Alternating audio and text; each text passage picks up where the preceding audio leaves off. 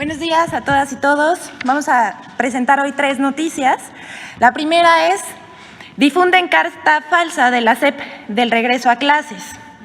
Una vez más, el periódico El Universal publicó el 12 de agosto pasado información falsa. Se trata de una supuesta carta compromiso sobre el regreso a clases que la misma Secretaría de Educación Pública desmintió. Esa información inventada fue difundida por medios y comentaristas. El objetivo de difundir el documento era apuntalar la crítica contra el Gobierno de México por el regreso a clases.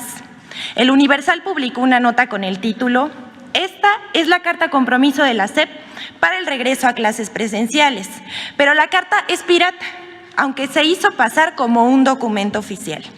Aquí está la nota del Universal, la podemos ver en la pantalla, y la supuesta carta compromiso, obviamente falsa.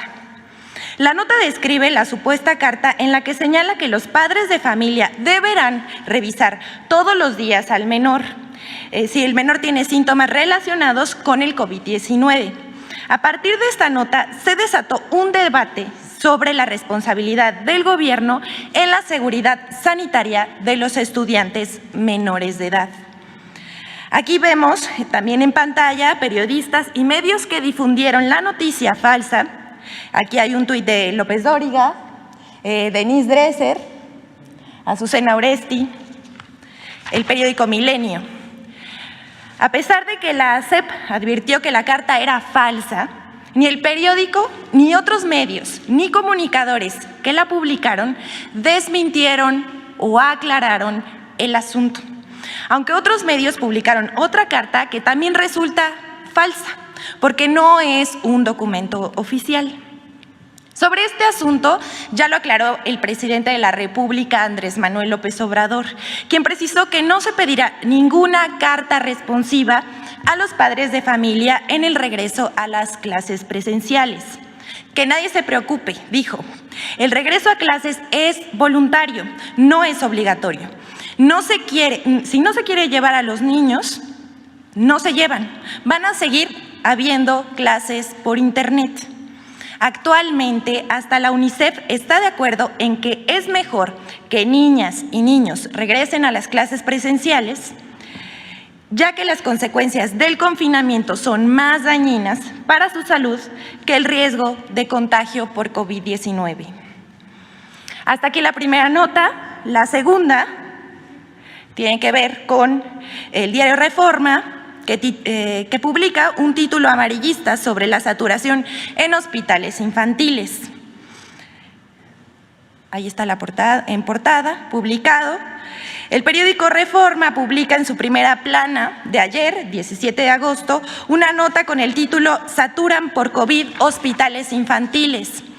Reforma exagera información sobre 9 hospitales pediátricos y materno-infantiles para dar vuelo a una campaña desatada desde la semana pasada en medios de comunicación y redes sociales con el tema del supuesto riesgo que corren los niños con el regreso a clases, y vemos a medios de comunicación, comentaristas y supuestos especialistas exagerando los contagios de menores por COVID-19, así como las hospitalizaciones y defunciones.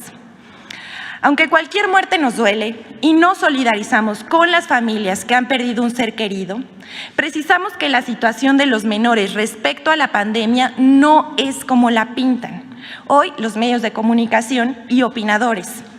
Si tomamos en cuenta la información del IMSS, la institución de salud más importante del país, podemos tener una mejor perspectiva del tema.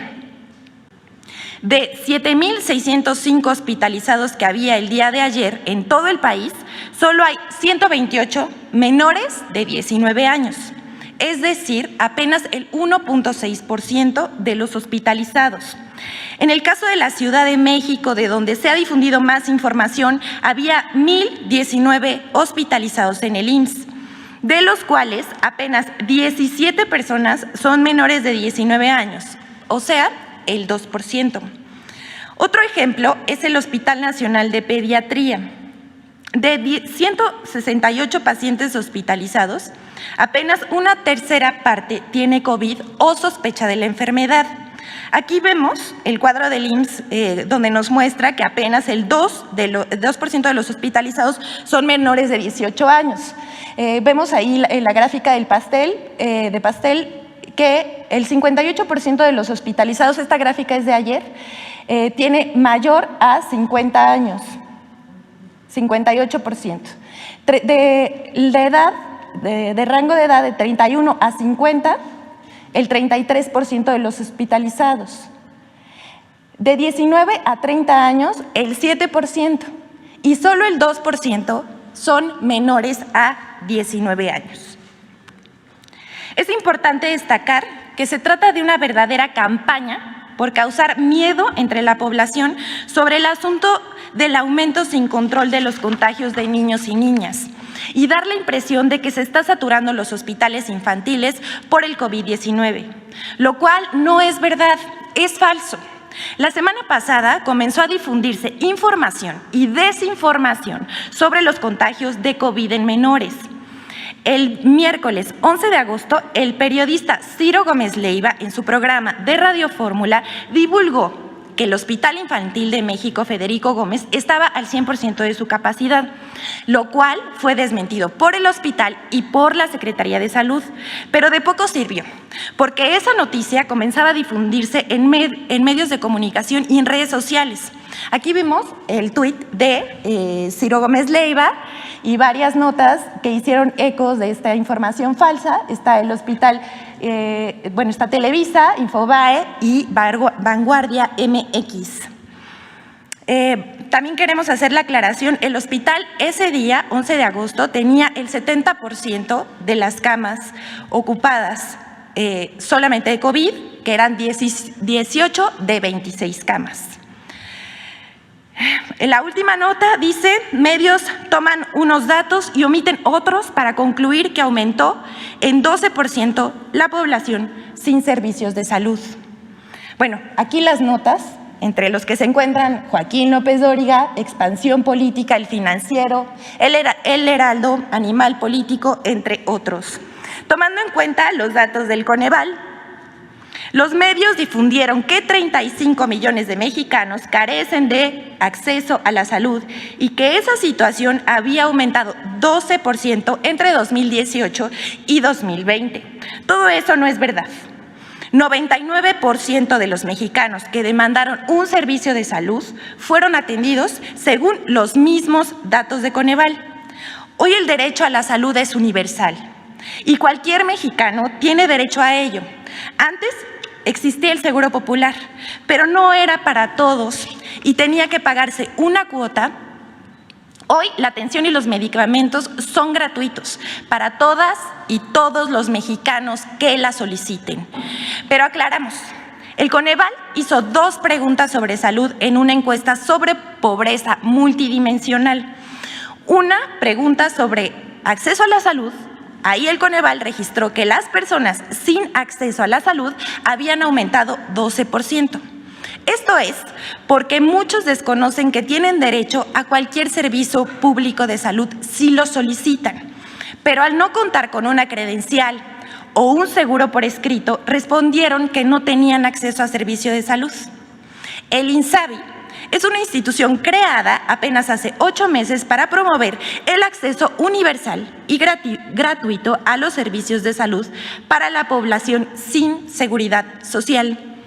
Además de que en 6 estados no han aceptado el INSABI: Aguascalientes, Chihuahua, Guanajuato, Jalisco, Nuevo León y Tamaulipas, lo que explica la falta de conocimiento de muchas personas sobre su derecho a los servicios públicos de salud.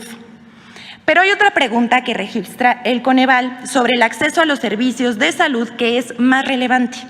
Durante 2020, en plena pandemia, 47.9% de la población nacional, es decir, 60.7 millones de personas, refirió haber tenido algún dolor, malestar, enfermedad o accidente, de los cuales 41.7 millones buscaron que los atendieran en un servicio de salud y fueron efectivamente atendidos el 99.5%, es decir, 41.5 millones.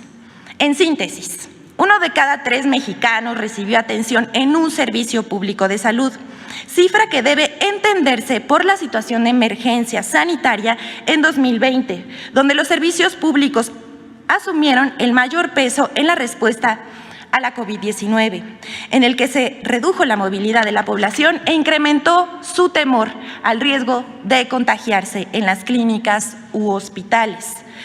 La difusión de esta noticia tendenciosa tuvo un eco en medios impresos de radio y televisión.